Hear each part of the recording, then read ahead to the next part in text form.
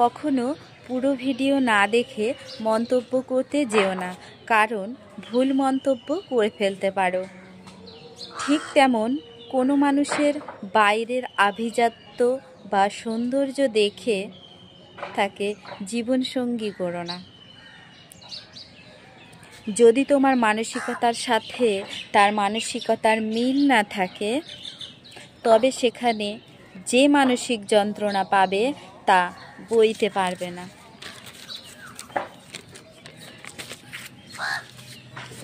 মনে রেখো, দুঃখে ভারাক্রান্ত যখন থাকবে তখন খুব অল্প পথ অতিক্রম করতে অনেক কষ্ট হবে, আর আনন্দে যখন থাকবে তখন অনেক বেশি পথ কখন পার হয়ে যাবে বুঝতেই পারবে না।